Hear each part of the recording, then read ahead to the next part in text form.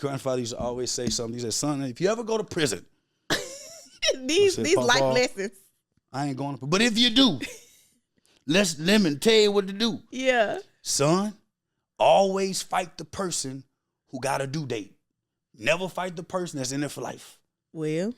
And so I took the same regard in business. So I asked my grandfather, so what do you mean? He would say, somebody who has a due date is typically going to be thinking about, should I fight you or should I not? Because they know they're getting out. Yeah. Somebody that's in there for life, this is all I got. Right. So in entrepreneurship, this is all I got. Right. So somebody I know is just in it for a trend, or you just in it for a vacation, or you just in it for some shoes, or you just in it to stunt. If you just in it for some jewelry, I'm going to bust your ass. Ghetto. Good idea, now we buying merch. That's ghetto.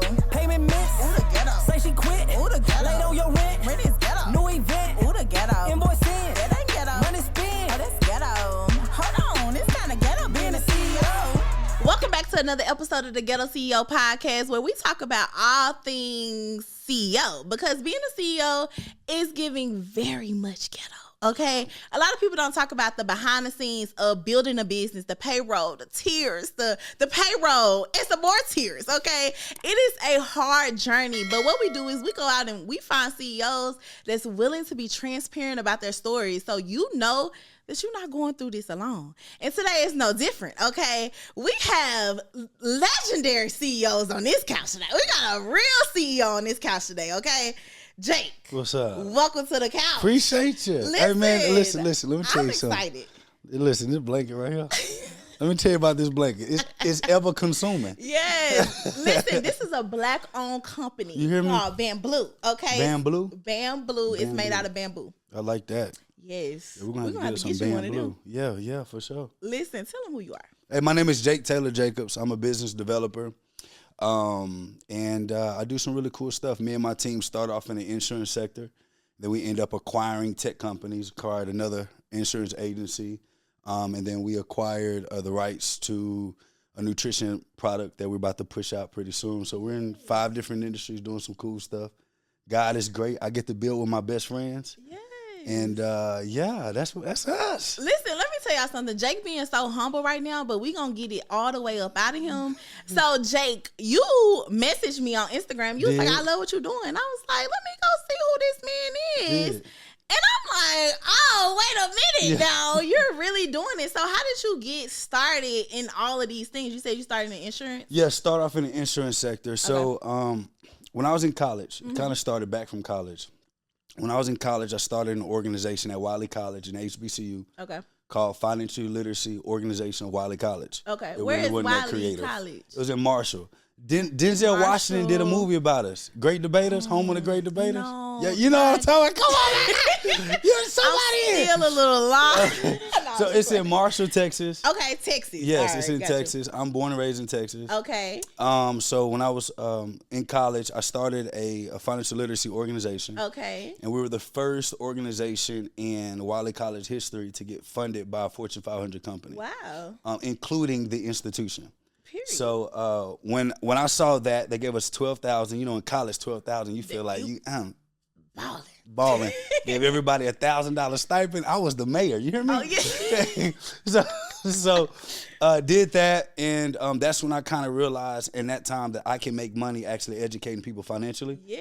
And then in 2013, I spoke at an international conference in Dallas. I'm from Dallas, so it wasn't no big deal. Yeah. International conference in Dallas, and it was like around 100 colleges and universities all across the world there.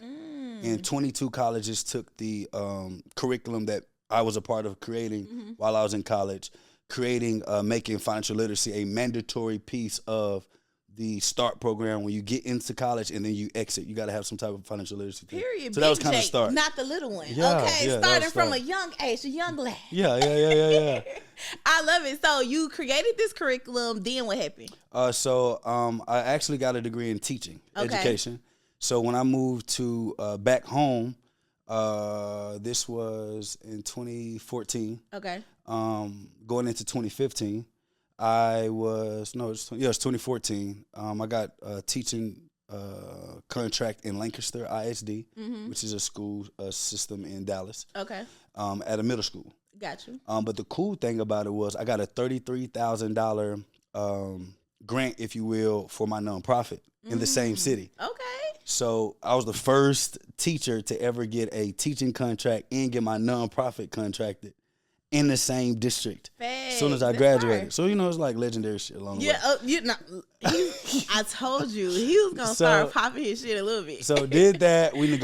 I negotiated a contract with the city. Okay. Because the superintendent came to Viably College, and I told him that I wanted to go to his school because the middle school kids were running off all the teachers, so they needed somebody to go there and add some value. And that's when I kind of learned if you go to places where people don't, you'll get paid more.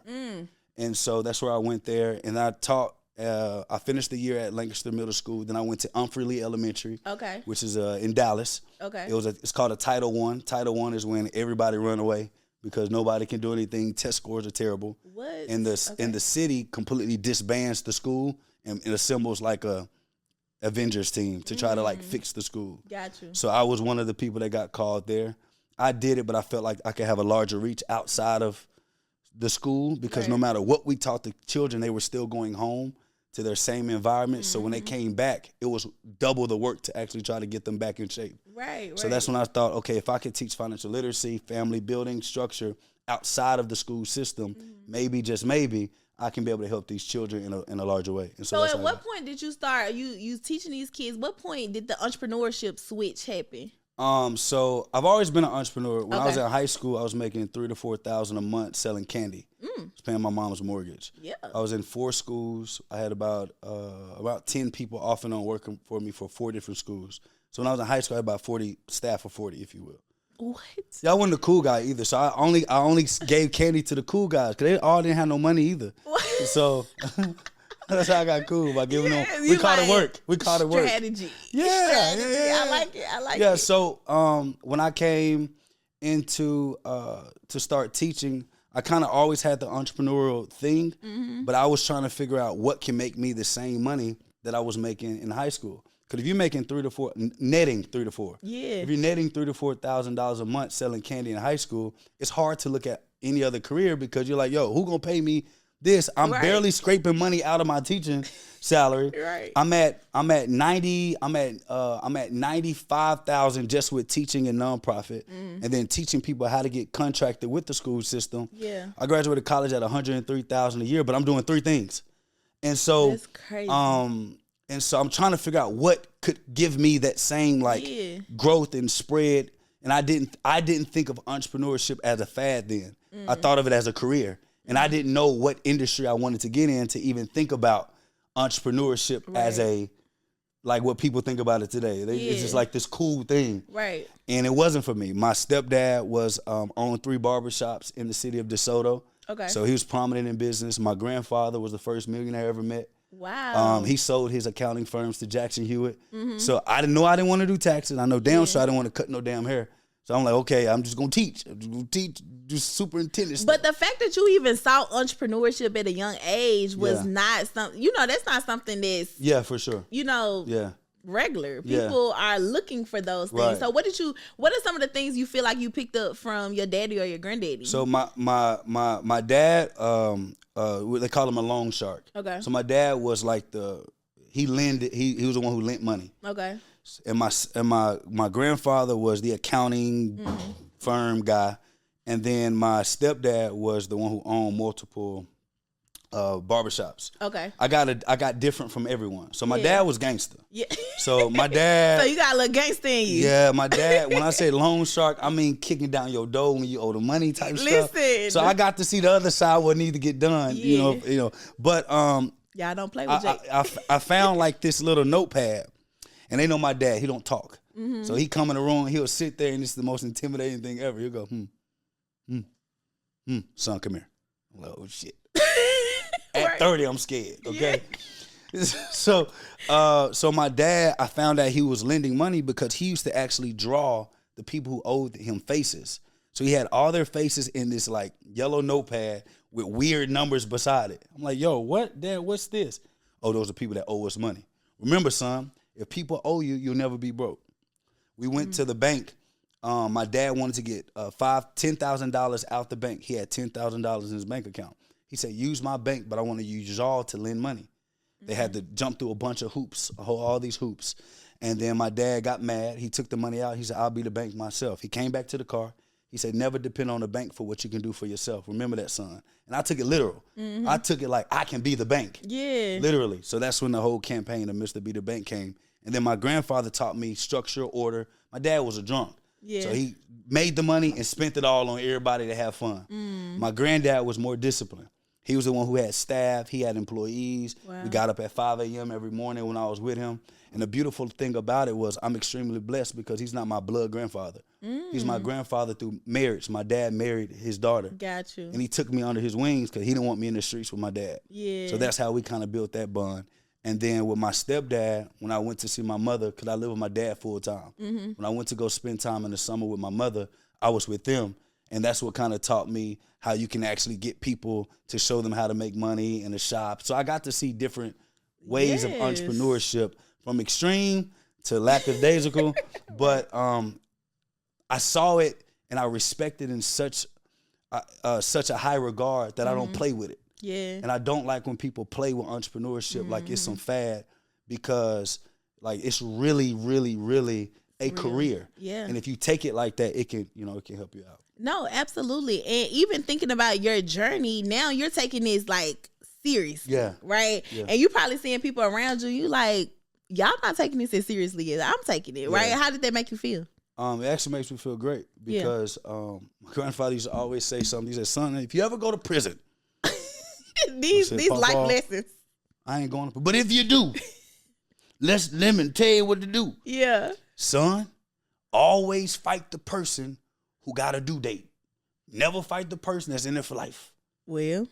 And so I took the same regard in business. So I asked my grandfather, so what do you mean? He would say, somebody who has a due date is typically going to be thinking about, should I fight you or should I not? Because they know they're getting out. Yeah. Somebody that's in there for life, this is all I got. Right. So in entrepreneurship, this is all I got. Right. So if somebody I know is just in it for a trend, or you just in it for a vacation, or you just in it for some shoes, or you just in it to stunt, if you just in it for some jewelry, I'm going to bust your ass. Yeah. Because I do this every day. I don't have an exit plan. I don't want to get to a certain point and then retire. I'm not looking to get to a number and be done. Yeah. So I'm a lifer. So I see a lot of people on social, they do all of this stuff and it's cool, but I was running $1 million shop at 26 years old offline before I even got online. So I've been doing it for a long time. Right. And so the algorithms don't really affect me because we do business off and on. So it's it's fun because as they do the trends, they get all the attention, and then their customers and clients are going to figure out that they were only there. And then eventually they're going to come back to real business people that actually care about the customers. We love what they bring because they take care of my family. They take care of my friends. And so we treat all of our customers like mini investors. Yeah. And we treat them that way because they're, funding our lifestyle. You said you made your first $1 million at 26, right? 26. So I made mine at 26 okay. too. So what was the lesson that you feel like you learned in that season? That it ain't all my money. Yeah. Who's stealing my money? That was that's me. what I learned. Yes. Let me see. So all of my guys, everyone's been with me nearly a decade. Okay. That's been with me. Mogul, that's back there, he's the youngest. That's why he's getting hazed. Yes. He's been with us 5 years, but everyone is 9 years and up. Wow. So these are so when I talk, you can always just look at my team because they're going to let you know if I'm lying or not. Yeah. So at 26 years, I was running an insurance shop at 26. And so when you run an insurance, you do $1 million, you may take home like 150,000, right? But that kind of showed me, okay. Yeah. So just because we're doing $1 million shop doesn't mean that I'm earning $1 million. So it already kind of set the tone for me how to build an organization, because in insurance, you typically got to have a team. You got agents at the time. At the time, we was in like 5 or 6 states. We had about 40 or 50 agents inside of like my agency. Yeah. And then we grew. But from that point, that's kind of what showed me what it actually takes to get to $1 million or revenue $1 million. It's actually extremely hard to cross that threshold. And we did it offline. So when I say offline, I mean in a suit, dress shoes, paving, concrete, going to malls, going to Chuck E. Cheese, hard work. wherever people were. I was, hey, how you doing? just moved into the area. I would just want to know who's handling your life insurance and your investments. Do you have any time for us to kind of sit down and us to kind of look over for free? Yeah. This is a complimentary thing that we're doing for everyone inside the community, just to make sure that all your stuff is up to par. Like, this is literally asking people, like, telling people, hey man, your shoes are nice and they ugly. Yeah. But I'm just trying to find a way to get into your house. Yeah. So we can talk about some insurance. Okay? So trying to save your life. Facts. So when I talk about paving, I'm talking about toes hitting the hot concrete. Yeah. That's what it was to me. So making money online, this I is was like, this food. is easy. Yeah. Because that's hard work. Yeah. Toes was probably tight. Hot, do you hear me? It was hot. Listen, that's a journey. So, all right, fast forward a little bit. We made $1 million in the insurance business. Then what was next? So we went through a couple of different agencies. Me and Sean did. We went through a couple of different agencies because I had my first spout with a business partner. Okay. What did that look like? He was writing policies on dead people. I didn't know. So he didn't give me any access to any of like our agency stuff. Yeah. And so when I found out he was doing it, I gave him an ultimatum. I actually went to his father because he respects his father a lot. And the ultimatum was either you leave the industry or you no longer write policies, or I'm going to report you to TDI because we're in business together. So if I let it slide, it's like I said okay to it, right. And I'm not okay with that. Right. And that was also your daddy coming out a little bit, like yeah, that look. Yeah, for sure. And so we split ways. I kind of went on my own. That was my first time realizing that as an entrepreneur, I don't want to have anyone have control over anything that I couldn't see. Because at the time, he controlled the contracts. Yeah. So he had the contracts, he had the commission. I was building an organization, a team, the structure. Yeah. And I just was trusting that he got it done. And that's when I learned trust but verify. Okay, I trust that you know what you're doing, but I still want to know what you're doing so that if I ever had to verify, I know exactly where to go to kind of do it. Yeah. And that's what kind of turned on my obsession to say, okay, this is more than just building a structure, building a team. Now I want to know the financials. Right. Now I want to be in the contract meetings. Right. Now I want to have these conversations so that whenever I'm in this situation, I never feel like I don't know what to do. Because when we parted ways, I didn't even know how to get a contract. Yeah. So we going to all these different insurance carrier companies trying to figure out who's going to give us the best contract. We got suckered into an MLM. I thought it was an independent contract. Really? It was like an MLM insurance company. Yeah. And I thought they was going to give us independent contracts, but it was really like, build a team to build a team to build a team, which is not what I wanted. Right. Because we already tried MLM. Yeah. Just wasn't for me. Right. So I stayed. I told him, I said, y'all got 90 days. You got 90 days to give me the contract that I want, or I'm gone. We broke every fucking record in the company in 90 days, and we left. Wow. It was mad than a mug too. Yeah. It was actually Patrick Bet Davis company. Okay. PHP. So when we left there, we finally found the contract that we was looking for. I didn't even know how to find it. So I made sure, I said, listen, I'm never going to be in a situation to where I don't know how to find the things that helps our company win. Yeah. So that was the biggest learning piece after making the $1 million. It was the separation and then pivoting to try to figure out, okay, there's a lot that I don't know that I probably need to know. You know, and it's so funny to me because I talk to a lot of my students and they feel like once you make the money, once you make the money, you get to the $1 million, the lessons end. Yeah. Right? Like, I tell people that's when I really started learning because making money is not the hard part. Yeah. It's the keeping the money, it's the rotating the money, it's learning all the things. It's the investing the money, investing in the staff, research and development, product development, making sure your products are better. Customer support, supporting your top customers, making sure they feel loved and appreciated. It's acquiring other businesses to keep adding value to your original customer. It's a whole lot that go with it. Yeah. And in that process, I was kind of figuring that out. And then, we got into the other space. So at what point did you say, okay, we need to acquire other businesses to continue to support our customers and make this business larger? Like, how did that click for you? So it was always something I wanted to get into. Okay. Business acquisitions, private equity, that type of deal. How did you become aware of that? Like,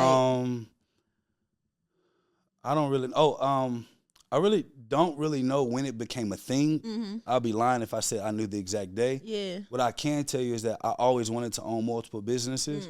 And knowing that Jackson Hewitt bought out my grandfather. Exposure. I didn't really know the detail because he left us with nothing. Yeah. My grandfather was the rich grandfather that gave you nothing but knowledge, ideas and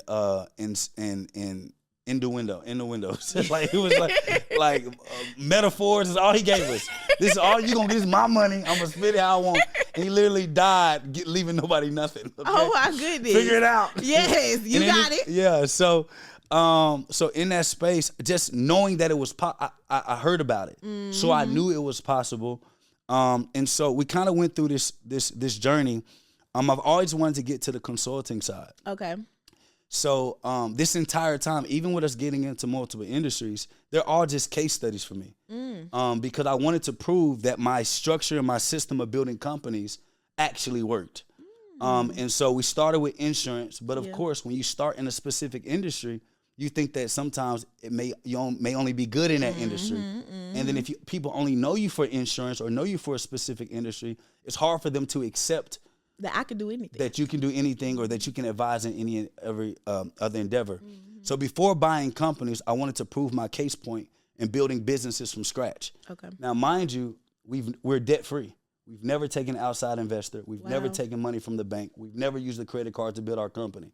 So this is cash that we use infused. So when I came up with the concept private banking, nobody online was talking about how to be the bank. Nobody was talking about online putting money into an insurance policy. That was me. Yeah. I started that wave. But the concept of private banking wasn't insurance. The concept of private banking was building a system to where you're interdependent on itself. So that your first business, get it profitable for it to be your money machine to continue pumping out cash. Yeah. So these other endeavors can kind of stabilize the company. Right. And so when we got there, where the insurance was kind of doing this thing, and we saw it kind of blow with the private banking, we wrote our first textbook. Then from that concept, I said, okay, let's go into different endeavors. Okay. So we went into tech. We bought a tech company for $500. Wait, what? What they was selling it at? Listen. The back alley? Listen, because here's the deal. Most developers don't know how to push a product. And when they just know how to code that's right. Yeah. You know how to code, and you think that just like everybody with ebooks or I got a book and it's amazing, or I got this service, it's amazing. Then all of a sudden, everybody in the world is going to come try to chase you and find you. No, it don't work that way. So that's what happens with people that are developers. And so they created this product, and they wanted to get it out to the people, but they didn't know exactly how to get it out to the people. So we acquired full rights for $500. Cash flow $633,000 the first 16 months, and then sold 46% of it for $1.3 million. So we took a $500 acquisition and turned it into a $2 million flip that we still own the asset to today. That's crazy. And so that was our first little taste. And then getting online, I partnered with Brother Ben X when we got online, and the partnership was a perfect strategic partnership. When I got online, I had no followers, barely any. He had a bunch of followers, no product. Okay. And so that was the first acquisition to kind of get online. I wasn't finna get on here and build it from scratch. Yeah. I ain't got time for that. But I will buy out and partner with somebody that has a large platform, and we can build something together. Right. And our time has passed since then, but he was the partner that kind of got us online. And then we built other businesses from there. We built our book distribution company. We built our education company. We built our tech companies online. Our agencies really don't depend on online. And then our consulting business. And so we got into those spaces so that we could. Now we use our cash to buy businesses. Like the other 3 tech companies, we bought them. And then this is kind of how the process went. Girl, are you tired of them beauty supply store lashes? No, I'm talking about the ones that be hanging off your eyes while you trying to, get you a cute man in the club. Now listen, this is why I partner with my friends at Mink Envy to make sure that y'all got the best lashes in the streets, okay? These lashes are actually made with really, really, really good quality, right? And I want you guys to know that there's a difference between the beauty supply store lash and these Mink Envies. Now, I've partnered with them, and they're going to give us a special discount over here at the Ghetto CEO Podcast. And all you got to do is click the link and type in code Monrae so that you could be able to tap in and get these lashes for almost free. I ain't say free, but close to it, right? I want you to make sure that your beauty and your glam is on 10. And Mink Lashes is going to help you get there. Now, back to the episode. You know, one thing that I keep hearing is once you got exposed, one thing I always tell people, exposure breeds clarity. Yeah. So even though you didn't really even understand what you were seeing that happened with your granddaddy, like that kind of stuck somewhere in your mind. Yeah. And then you went mentally back in that file cabinet and pulled it out later on. That's right. But then you start, when you did know that you could viably be able to do this, buy this business, flip it, make more money, everything changed. Yeah, it's clear. I would never build this from scratch again. I'm not building a social media page. I'm not building a house. Like, I'm never building anything from scratch again. And I think that you got to learn the skill sets first. And inside of our program, we have over 300 plus hours of business, banking, finance, marketing, technology training for $11 a month. Wow. So our education programs are the lowest on our revenue pool or revenue machine.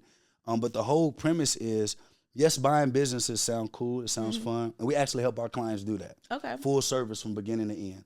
But the deal is, you got to learn the basics of business, management, financing, marketing, systematization, or at least have a team of people that know what they're doing. So when you buy a business, you're not just buying a business thinking it's just going to do something for you. Its own thing. However, when you learn those skills, we would never start a company from scratch ever again. No need to. You done figured out the cheat code. Yeah.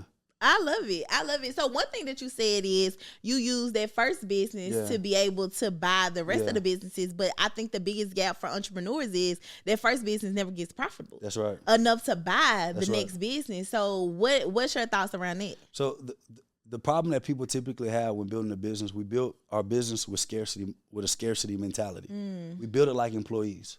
So if I'm building it like an employee, I'm building it so that I can take care of my life, so I can take care of my lifestyle, so I can pay for my house, so I can take care of my shoes, have my baby on vacation, stunt in my car, that I made it. Yeah. I didn't pay myself for 5 years. My wife had a job. Okay. My wife covered the bills. And mad or not, I told her we're not spending any of this company money because this is the company's money. Yeah. And then when it comes to building a company, what people fail to realize when they say, oh, I made $100,000. Well, you did, but you didn't. You was performing 9 jobs. Yeah. So technically, you should only pay yourself for the position that you're going to be. All the other positions, you got to leave the money there so that you can be able to hire for those positions later. Okay. So I built with the end in mind, and we take our clients, especially we teach them how to grow through acquisition, and we get them suitable to sell. Which means I'm building a business efficient to run without me so that one day I could sell it. There's people that don't even know they can sell their business. Right now. Fakes. And so we built it with the end in mind. We built it suitable to sell. What I mean by that is we start with the org chart. The org chart had positions, no names. I didn't put myself in it. I didn't put Jig in it. I didn't put nobody in it. What will be needed to build an organization that encompasses everything that we're trying to do? And then let's go and look at what the price points in the market. How much should those positions be? Okay, now I'm going to look at roles and responsibilities. Now I'm going to do job descriptions. Now I'm going to go through SOPs, my policies and everything. We built from the bottom up. So now if I'm looking at that, if I'm bringing in 100,000, I'm looking at my organization that I need. This ain't enough to feed everybody. Right. So we started building the company with the thought that we already had 30, 40, 50 employees. Not it was just me. Right. So when I'm building and I'm getting a sale, I'm like, damn, okay, I was the assistant, I did the screening, I sold the policy, or I sold the product, or I sold the service. I did all of this. Okay, how many positions was that? 7. Now let me go to my org chart. Okay, who would have done these things? Okay, Now let me put this money here. Now this is all I got. I got $20. Right. So if I want to feed my family, I probably need to go and close more so that I can feed my family and still have enough for the business. And this is when you talk about private banking. Yeah. Now I'm using the profits and the revenue from my business to fund my future.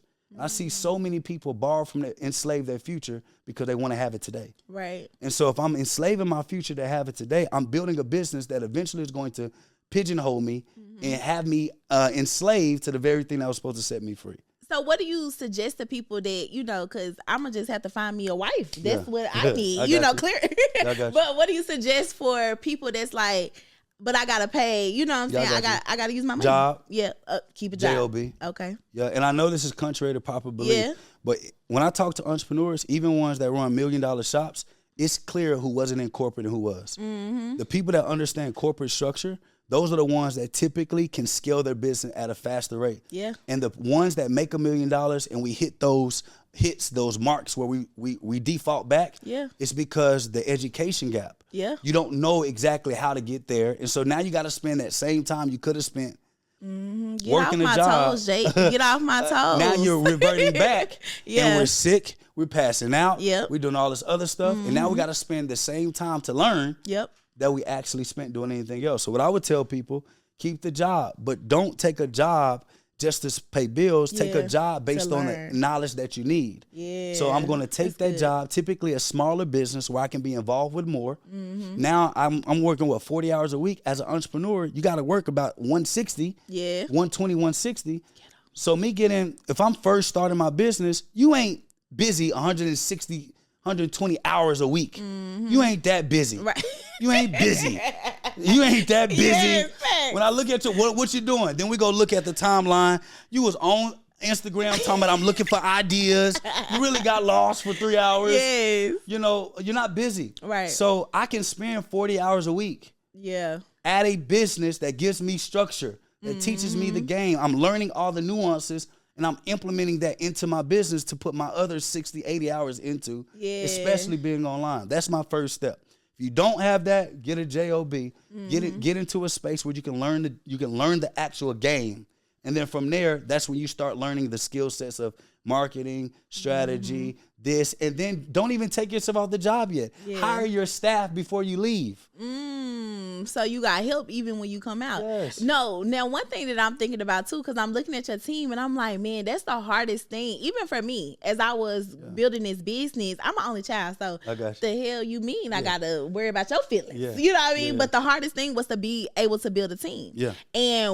But these people have been with you for like a decade. Yeah. What was the secret sauce to building a solid foundation with your team? Investment, and it's our, not mine. Okay. I got to take into account that each one of them have submitted their vision. They put it on halt. Yeah. Okay. He went to school for tech, like literally went to college for his tech degree, got certifications, cybersecurity, all the cool stuff. Yeah. So when I'm building the company, I'm building with their future in mind. Got it? So we went into the tech space for his butt. Yeah. Okay. We went into nutrition and marketing for him. Okay, social media for her. He's gonna take the entire consulting business him, so he's getting hazed. I told y'all that. Yeah. But what I'm saying is, if I build it with me in mind, Yeah. that's when ego, anger, frustration, whatever kind of comes into place. But if they know I'm thinking of their family as much as I'm thinking of me, see, this is the piece that people don't understand. Yeah. When we hit a tough spot in our business, I sold everything. I sold my Rolls Royce. I sold my Rolexes. I sold my family land I was building my house on. Yeah. I cashed in my insurance policies just to make sure I was able to cover payroll when we hit a tough spot. Yeah. When they saw that sacrifice, I can't drive up to my office in no Rolls Royce. Right. And everybody else, Ain't getting paid. Come on, dog. Yeah. So when they saw that, they see I'm doubling down on our commitment. Right. They see I always invite them into spaces. I listen to their ideas. Yeah. I'm leading the ship, but they're leading their ships on the big ship too. Yeah. So when they're speaking about their specific specialties, I shut up and I listen, and they're the leader in that moment, and everybody commands attention to there.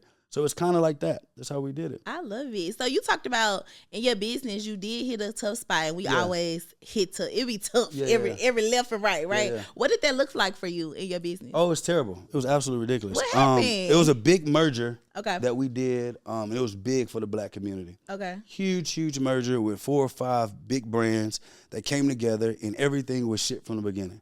No systems, no operations, no nothing. The stuff that we do, it was just a rush job. Let's get to the public. Let's show them da-da-da-da-da-da. Yeah. And anything that is rush, Scripture says, Proverbs 13:11, wealth gained hastily, you lose it just as fast. Okay? But wealth gathered little by little, it grows over time. We were moving too fast. I got a favorite song I like to sing. Ooh. Slow down, baby. You're going too fast. You got your hands in the air. That's Was this NDRE. authorized With for the your song? feet on the gas. They looking like I'm so embarrassed. But the point is, we wanted to do the unthinkable too fast. And what happened was things were going great. Our consumers were getting the product until a mystery product was introduced and sent out without authorization to anybody. in your company. And yes. Yeah. So we created like a so this is my company, right? And we created a brand. Okay. Yeah? But my brand supported the entire brand. My Okay. company supported the entire brand. My staff, my merchant accounts. Lord. Oh shit. My systems, my technology. Yeah. This is all our stuff that was supporting this brand. Yeah. And the product went out without anybody's approval. But when it was out, it's out already. So we Right, just like, right. okay, we made $1 million in a day. I'm thinking, well, you know, maybe it can turn out all right. Right. Nuh-uh. Pretty much everybody and mama asked for this product back. But the problem was with the partners that we were dealing with, we had what was called intellectual property 80-20 splits. So whatever you created that was outside the original agreement, you had an 80-20 split. Okay. Which means when money come in, we keep 20 to maintain the staff, to support everything. 80% of that goes to whoever created that product. So what about when they return it? See, that's the issue. That wasn't in paperwork. That wasn't nowhere. So you had to get 100. Oh my God. So we lost $3.5 million cash in 45 days. 45 days. The person who created the product disappeared. Nobody has seen him but online. In the weird places that he posts every 3 days past when he was there. This is crazy. But the thing about... Because all I'm thinking is your daddy, Yeah, your stepdaddy. Yeah. In my mind. Yeah. You know, no, my dad, you had it right. Yeah, My yeah. stepdad wasn't like that. My Okay, dad no, was, it's the dad, the real dad. Yeah. He has some stuff, okay? But the deal was we got to go through the right protocol. Yeah. We're going through the right way. We're doing everything the right way. But in short, you talk about let's just give a number. $5 million.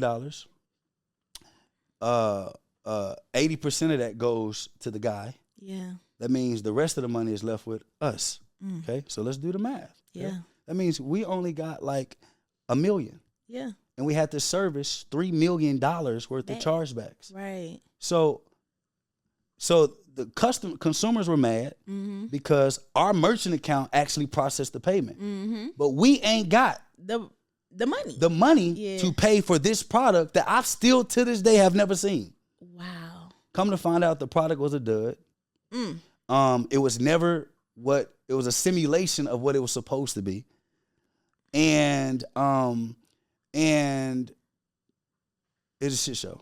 You know, one thing that I would. That's what it was. Shit. One thing, because it hurt right now for me. I know you're probably past this moment. I'm not. Oh. It's still, I still be. Like, that's why I'm like, ooh.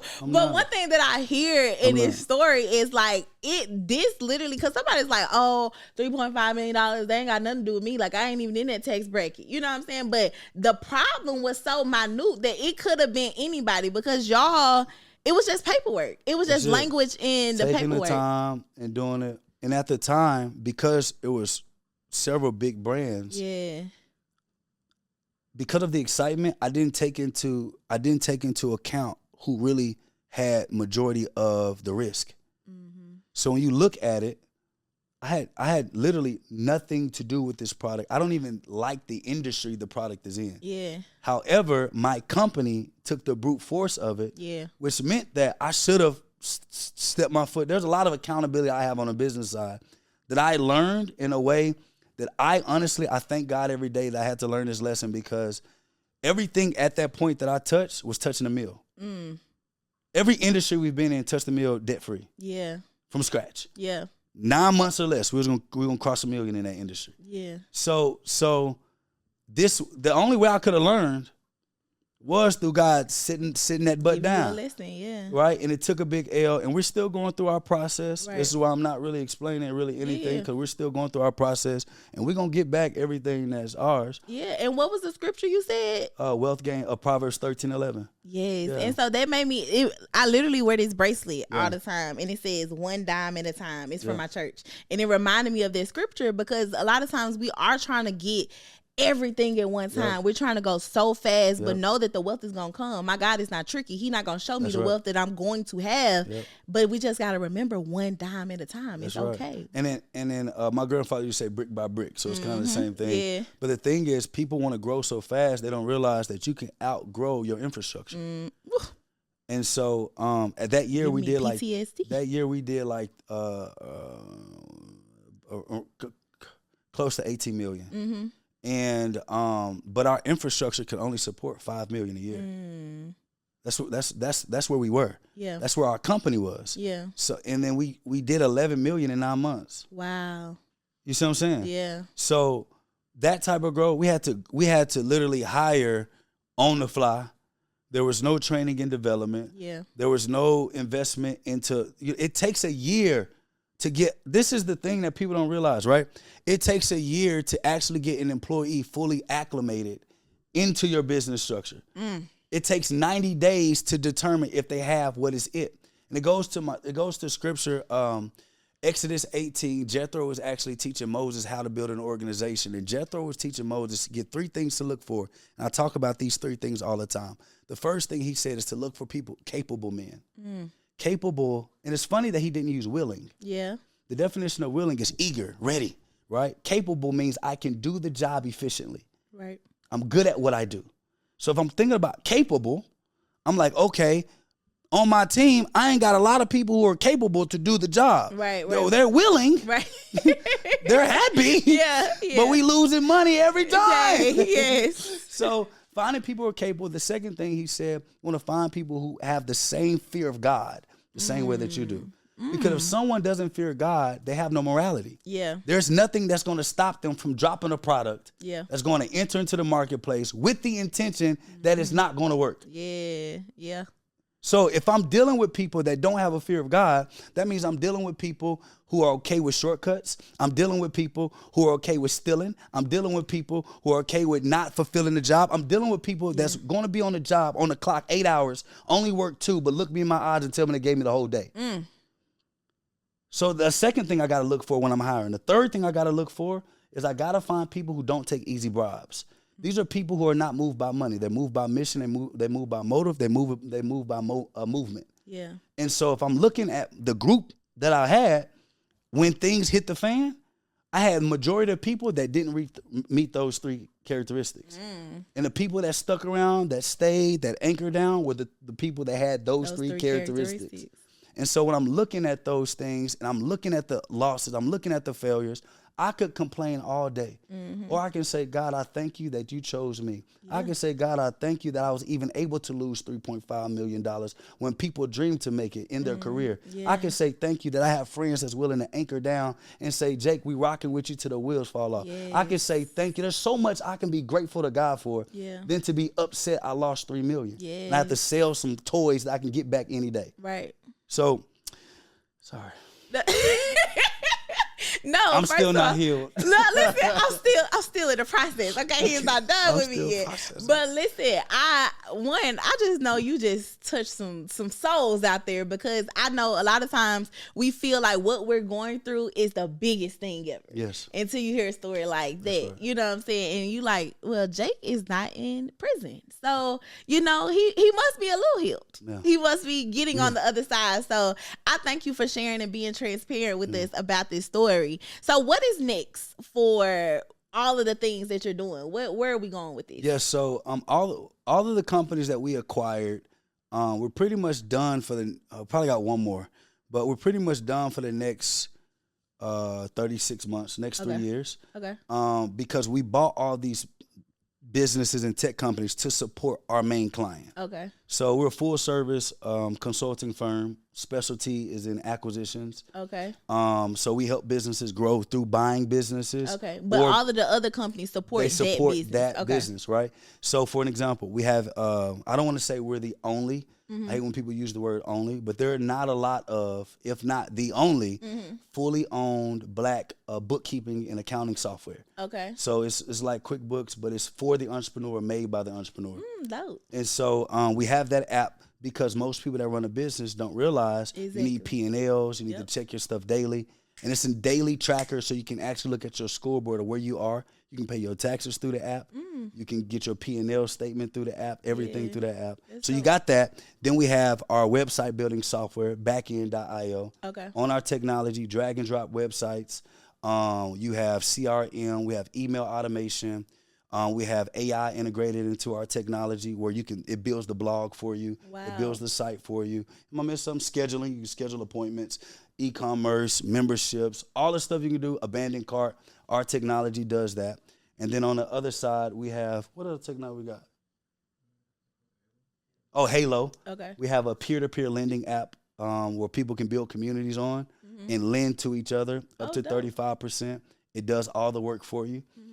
We have that, and then our other, supporting things like education and training. All of that kind of goes with supporting our primary client that we want to do. So we bought those businesses pretty much to insulate our client with all the tools that they need. I love that. So no more businesses in the next 36 months. Right. But what's the goal to scale these businesses? Where have you gotten to in revenue in these businesses and where are you trying to go? Yeah, so with the Pocket Bookkeeper, we actually just launched it. We're still in beta launch, not even fully launched. So we just launched the beta launch maybe 2 months ago. Right now we have a $3 million valuation on that product alone. Yes. We've done $14,000 our first month beta launch live on that technology. With the backend.io, currently it's valued at $4.7 million. We're going to get that to $10 million. We're going to sell it completely. Okay. Or buy it back. It just depends on where we are at the time. Okay. And then with Halo, that CEO, all of these companies are ran by a different CEO. So with Halo, Tayler, he wants to take that company public. Okay. So we're supporting the entire thing with that. So that is really operational. They were live. We got them to take it down because they was not ready for no goddamn on live. So we're going to lose money, take this thing down. Let's get it operationally correct. Yeah. Let's get the products, the systems to be able to support supernatural growth. Because they were hitting news outlets, but they couldn't support the growth. Yeah. So we shut that down. There's a lot of great things with there. They didn't really make a lot in revenue. Okay. They're valued at $3 million. We're gonna get it right. Yeah. Our consulting firm, it does multiple 7 figures a year. Insurance agency does 7 figures a year. Okay. So those businesses kind of offset each other. And you still got the first insurance firm that you had. Okay. I love that. So what's the goal in the next 36 months? You're not buying no more businesses, but are you trying to sell majority of these assets or? Well, actually, our main goal is not even focused really on our businesses. We got to kind of got our flow. Our focus on our clients. Gotcha. We want to get more Black and brown entrepreneurs to start building with the end in mind. Yeah. So our full focus is revamping all of these businesses that are out here, making them more efficient, helping them with the process, helping them find staffing, how to do job descriptions, how to get them to where the owner, the founder, is not the one that's trying to figure out everything. The system does it for you. And then teach them how to buy businesses through acquisition. So our next 36 months is really focused on our clients to get them to expand through acquisitions so they can be able to build a value on their business and potentially sell it too. So that's our focus on our clients. I love it. And I even love the fact that you're like, it don't have to be in the next 12 months. It don't have to be in the next 24. We really have a long-term vision and we have a long-term goal of where we're going. One dime at a time. One dime at a time. I love it, y'all. This was a good episode, okay? I wish we could sit here and talk all day about business, acquisitions, and making a whole lot of money, okay? But I want you guys to stay tuned to the Ghetto CEO Podcast. Make sure you like, comment, and subscribe. Make sure y'all follow I Got Jake, okay? And continue to support all the things that he has going on. And if you're trying to tap into some business acquisitions, clearly he is your guy. I will see you guys on the next episode. Ooh, the ghetto. Invoice in. That ain't ghetto. Money spin. Oh, that's ghetto. Hold on.